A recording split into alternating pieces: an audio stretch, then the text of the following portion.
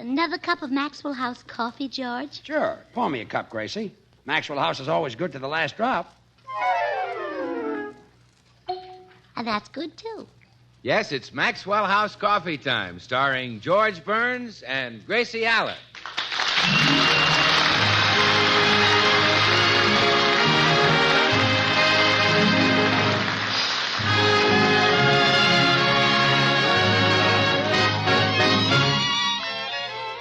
With yours truly, Bill Goodwin, our postman Mel Blanc, and the music of Meredith Wilson and his orchestra. And as our special guest tonight, Harpo Marx. For your Thursday night enjoyment, it's George and Gracie. And for your everyday coffee drinking enjoyment, it's Maxwell House, with extra flavor in the blend because of choice Latin American coffee, skillfully combined. Extra flavor in the cup because Radiant Roast develops the full flavor of every coffee bean. And the result is that today more people buy Maxwell House than any other brand of coffee in the world.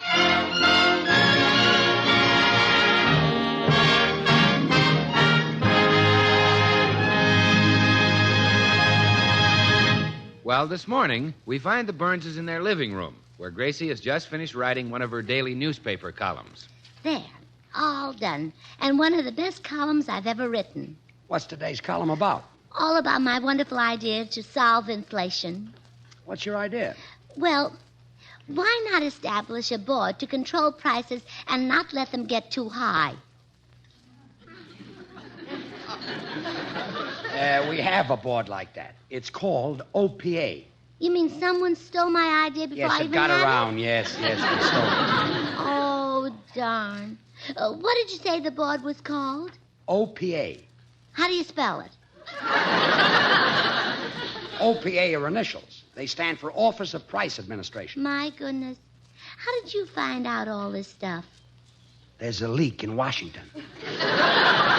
Oh, what I know Max Gordon. Story. I'll put this all in my column. Boy, I'd like to see Drew Pearson's face when it appears. Oh, yes, he'll be amazed. Oh, I'll say. He'll probably sit up all night and wear himself out working on the same idea. And then tomorrow morning, he'll read my column, and there he'll be, pooped and scooped. Made a double act out of him, huh? Gracie, let's stop this nonsense. You know absolutely nothing about national affairs. Oh, no? Well, you just ask me any question about national affairs, and I'll snap out an answer just like that. Okay. Who's the Speaker of the House? I don't know. Next question. What's Secretary Schwallenbach's job? Never heard of him. Keep coming, brother. That's enough. And you compare yourself to a man like Drew Pearson. Why, he knows everybody in Washington who has a job. So do I, and some Republicans, too. Oh, yes. You're a good mixer. Anyway, my column is different from Mr. Pearson's. He only writes political news, but I write all kinds, even Hollywood gossip. Hollywood gossip? Mm-hmm. Now, listen to this little tidbit from my tomorrow's column. I say, it is rumored about the Hollywood night spots that Clark Gable wears false ears.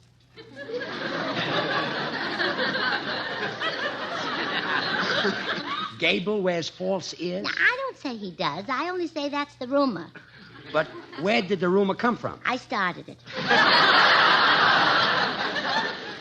Gracie, you can't print stuff like that. You have to stick to the truth. Who wants to read the truth? It's too dull.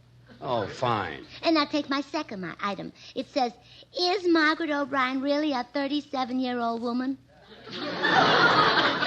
But she isn't. Do I say she is? I just asked. Murder. And here's my third item.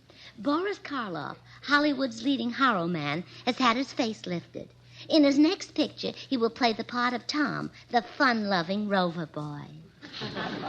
Gracie, you can be sued for libel. You just can't say Hi, things Burnses. Well, what goes on here? Oh, I'm bawling Gracie out because of all the stuff she puts in the newspaper column. Tomorrow she was going to say that Hollywood's leading horror man had his face lifted. Really? They didn't do a very good job on you, George. Look, comic. Yeah. Gracie has been printing lies in her column, and I don't like it. I've always been honest. Well, sure you have. Why, when I was a little kid, I picked Lincoln as my hero because he was called Honest Abe. I copied him. I followed him. You voted for him. Oh, what's the use? Only kidding, George. You know, Gracie shouldn't use those phony gossip items. What she needs is a fella to snoop around and dig up stories that actually happened. Oh, that's a wonderful idea. Would you like to take the job, Bill? Well, no, Gracie, I wouldn't have time, but I will give you a hot flash to use in your column tomorrow. A juicy bit of scandal. Yeah, what is it? Well, you can say that the handsomest young actor in Hollywood kissed a married woman while her husband just stood there with a stupid look on his face. Oh, really? When did that happen? Just now. So long.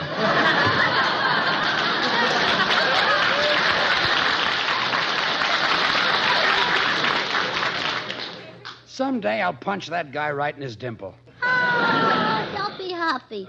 Bill's plan will solve everything. I'll get somebody to spy on the stars and tell me what they see. But who'll you get? Well, why don't you do it, George? A job like that would be a nice change from, well, whatever it is you do. You mean give up my pickle store?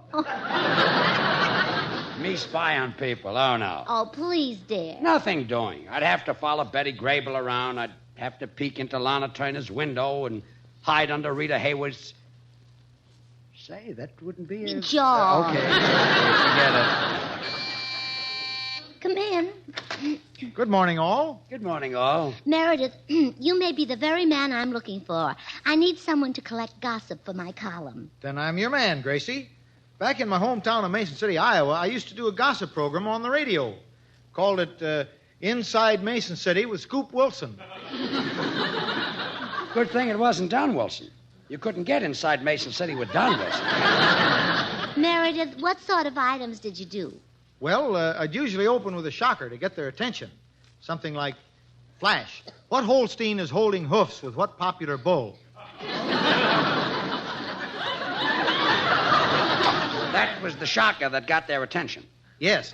Then I'd broadcast news of special interest to the Iowa farmers. The progress of the fight against the corn borer. The latest news... What's a corn borer, Meredith? Well, that's just what the name implies, Gracie. A pest who loves corn and who loves to bore. They call it the corn borer. I thought they called you Scoop Wilson. Sure. Well, it's a little joke, yes. Well, I'll see you two geniuses later. This conversation upsets me. Do you think I might qualify as your snooping reporter, Gracie? No, I'm afraid not, Meredith. No. I need someone who can sneak right into people's homes and spy on them. Oh.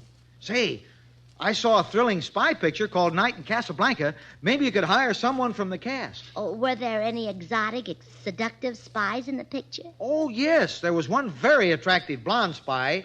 His name was Harpo Marx. Harpo Marx? Yeah. In Night in Casablanca, all of the Marx brothers are spies. It was a thrilling picture. I was glued to my seat for 2 hours. Glued to your seat? Well, wasn't it embarrassing when you got up and your pants didn't? By the expression glued to my seat, I simply meant I couldn't leave.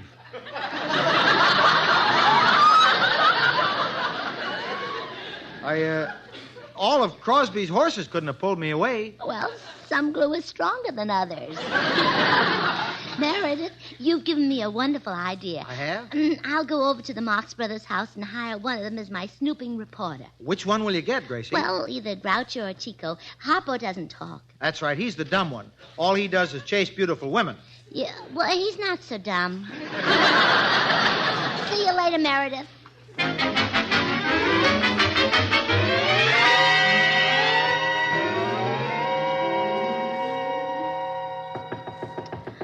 Oh, I hope the Marx Brothers are home.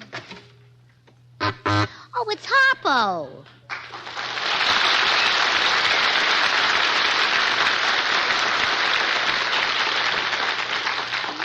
How do you do, Harpo? I'm Mrs. George Burns. Oh, thank you. You think I'm pretty, huh? My figure does things to you? You just can't take your eyes off my face? I'm young and alluring, an irresistible siren. I fascinate you. Oh, you little devil, what a line you've got. Tell me, where are your brothers, Groucho and Chico? Oh, I see, playing cards. What are they playing, poker? Bridge? No. Well, what are they playing? Oh, gin. You know, I can understand you just fine. How would you like to be my snooping reporter and go around and spy on people? Oh, wonderful. Now you can come to my house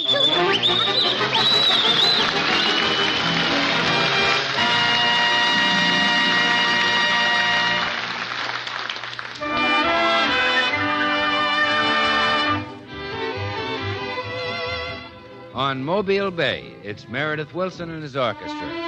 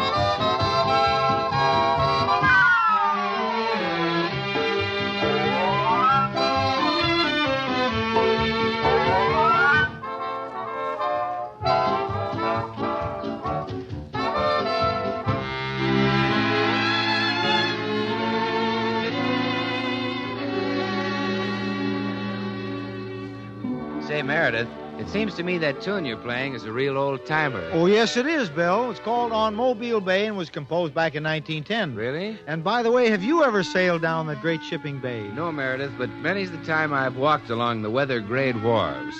And what a sight it is to see all the different steamships and freighters from far-flung ports. Why, they hail from Europe, the Windward Islands, the Caribbean, New Zealand, Hawaii, and from many other corners of the world. And then there's all the hustle and drama of men and cargo booms landing the exotic freight.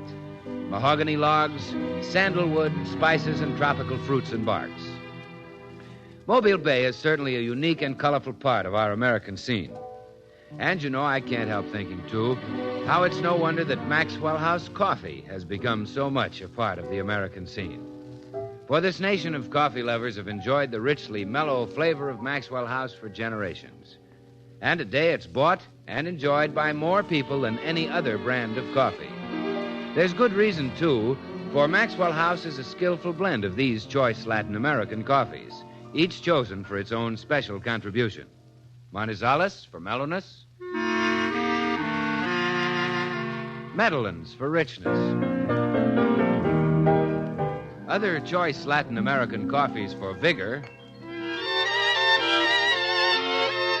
and Bucaramangas for full body.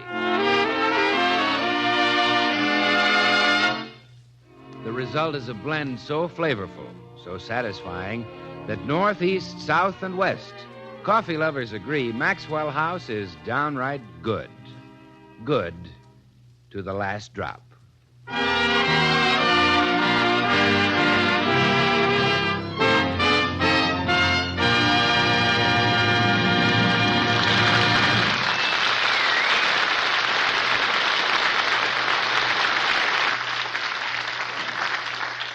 You serious, Gracie? You hired Harpo Marx as your snooping reporter? Well, sure. Well, what good is he? He doesn't talk. But he honks. So does a goose, and that you can eat. You better get rid of him. Well, I've got him out working on all kinds of scoops right now. For instance, wouldn't it be wonderful if he could get the inside story of how Mickey Rooney kisses his wife goodbye? Huh? Well, maybe he can find out the name of the fellow who boosts him up. I see what you mean. Oh, there's Harpo. What do you bet he's got a wonderful scoop? Come in. Hello, Harpo. Oh, I'd like you to meet my husband, George. And beep beep to you. Did you bring me the scoop, Harpo? Good, let's have it. Oh, no, not a cold scoop. Smart as a whip, this kid. Harpo, let me explain to you what a scoop is. For instance, if you knew a story about one of Hollywood's great lovers that no one else knew, that would be a scoop. Oh, you mean you've got such a story? Oh, wonderful. Who's the great lover? Clark Gable? No, huh? Errol Flynn? Not him either. Jerome Power? Well, who is it then?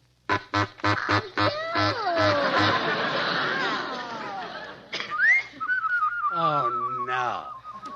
Spring is here. Now, George, this might be a very interesting story. Tell me about it, Harpo. I suppose there's a girl involved.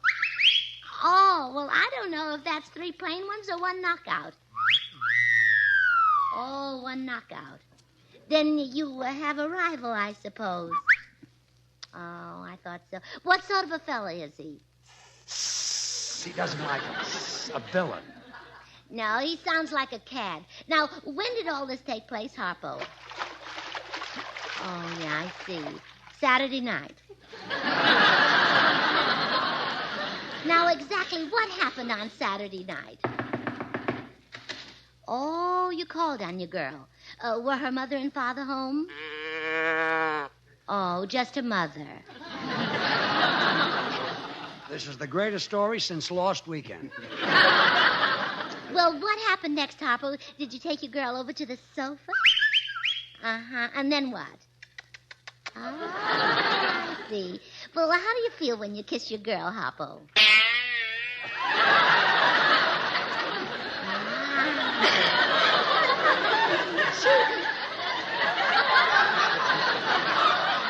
She must be quite a girl. All right, you were kissing her. Then what? Uh-huh.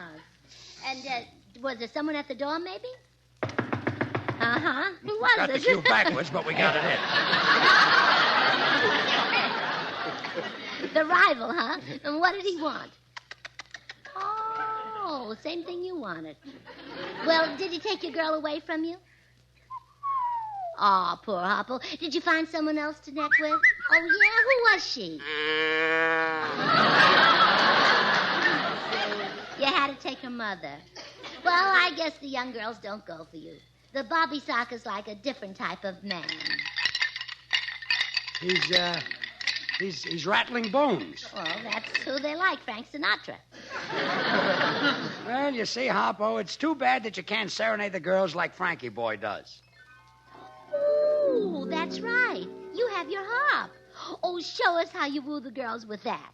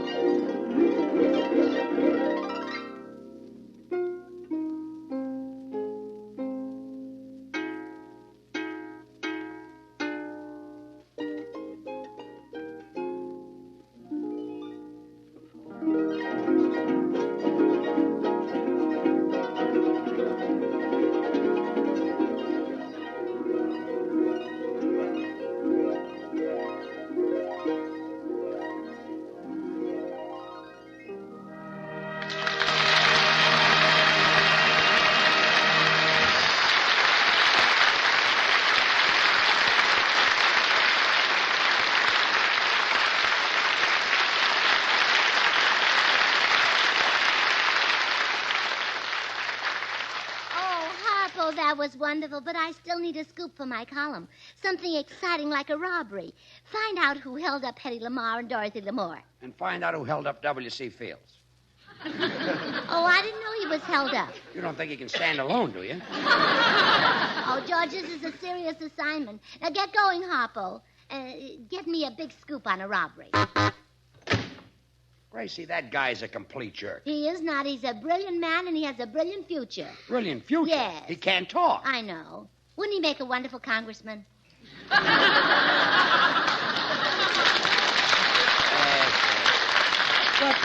we want a reporter. Get rid of Harpo and get yourself someone intelligent. Come in. Good afternoon, Mrs. Burns and Mr. Burns. Oh, hello, Mr. Postman. Hello, Mr. Postman. Did I interrupt the family tete-a-tete? I was just telling my wife she ought to get a new helper. The one she's got is a complete jerk. But she loves you, Mr. Burns. Oh, Mr. Postman, the helper George referred to is that famous fellow who's always chasing girls. And he wears a blonde curly wig. Oh, Bill Goodwin. Yeah, that's close enough. If you two will excuse me, I'll see you later. Well, you still didn't guess who my helper is, Mr. Postman. It's Harpo Marx. He's my snooping reporter. Oh, I see. How would you like to help him snoop? As a postman, you visit all the celebrities' homes. I'm sorry, Mrs. Burns, but postal regulations forbid a letter carrier to use his position or equipment for personal gain.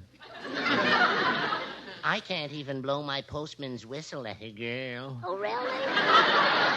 That's right. I did it once and got 17 years at hard labor. Oh, just for blowing your whistle at a girl? Yes. I later married her. Well, I guess you can't help me then. No, but here comes Mr. Goodwin. Perhaps he can suggest someone. Yeah, I'll ask him. Hello, Bill. Hi, Gracie. Good afternoon, Mr. Goodwin. Good afternoon, Mr. Postman. Bill, I hired Harpo Marx as my snooping reporter, but George doesn't think he's so good.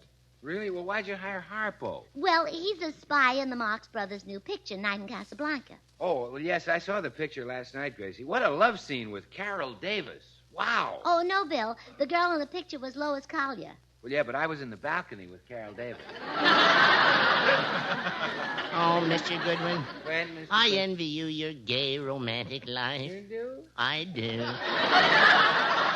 Always a different girl. Once you marry one, the glamour is gone. Really, Mr. Postman? Oh, yeah. What a mess at night. Wrinkle cream, foundation cream, chin strap, curlers. Oh, but Bill wouldn't give that up just because he got married. Gracie, I'll have you know I employ no such devices to enhance my charm. All I use is a few drops of a tantalizing scent that women can't resist. Oh, so that's the secret of your appeal. Well, yes. Behind each ear, I put a wee drop of Maxwell House coffee. Maxwell House coffee. Well, Mr. Postman, can you think of anything that has a more delightful fragrance, a more inviting aroma? Maxwell House is appetizing, rich, full-bodied, and mellow. Coffee at its full-flavored best. Good to the last drop. Well, we finally found out what happens to that last drop. Bill puts it behind his ear. Why don't you try it, Mr. Postman? Maxwell House has a universal appeal. As a matter of fact, more people buy and enjoy Maxwell House than any other brand of coffee in the world. Really? Yes, of course.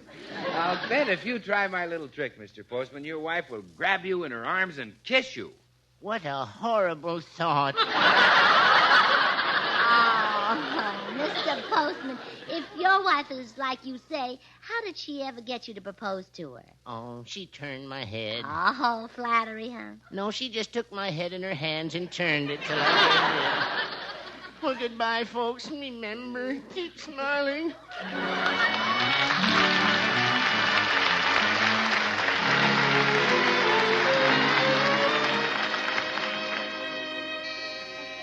Oh, good. There's Harpo with my scoop. Come in. Hello, Harpo. The Sunset bus is back. Well, Harpo, did you get a story about a robbery? Wonderful. Harpo, I want to apologize. Let me shake your hand. What did the robber steal? Wait a minute. A piece of silverware just fell out of a sleeve. He must be the robber. Oh, no, not Harpo. He probably just had lunch at the Brown Derby and picked up a souvenir. He had breakfast and dinner there, too. A fine man you hired, Gracie. He's nothing but a crook. A no-good thieving... now don't get so excited, George. Calm down. I'll go in the kitchen to get you a glass of water. Harpo Marx. Shame on you. Breaking the law for 3 lousy knives. For 5 lousy knives. For 6 lousy...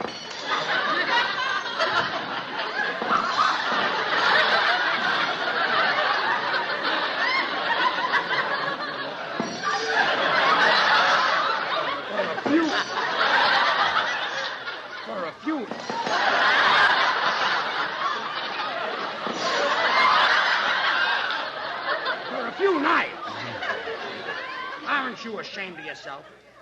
Aren't you sorry you stole them? What would your mother think if she found out that you walked into a restaurant? If she...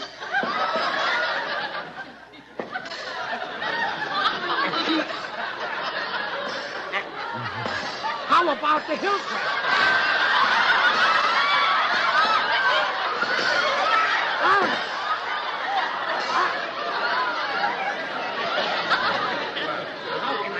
And look in you. Why, look. You stole it from some poor man. Holy smoke, you've stolen everything but the kitchen sink. That too, huh? I feel sorry for the poor sucker you stole this all from. Oh, George, I couldn't get you a glass of water. Someone stole our kitchen sink. Harpo, you mean I'm the guy you robbed? You robbed the fat... You robbed the... You robbed... You robbed the...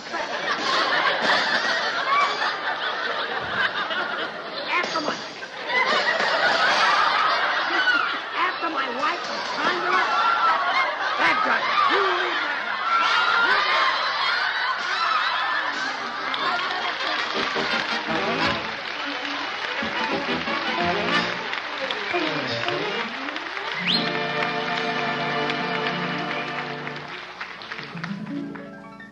Until next Thursday, good night and good luck from the makers of Maxwell House, America's #1 brand of coffee. Always good to the last drop.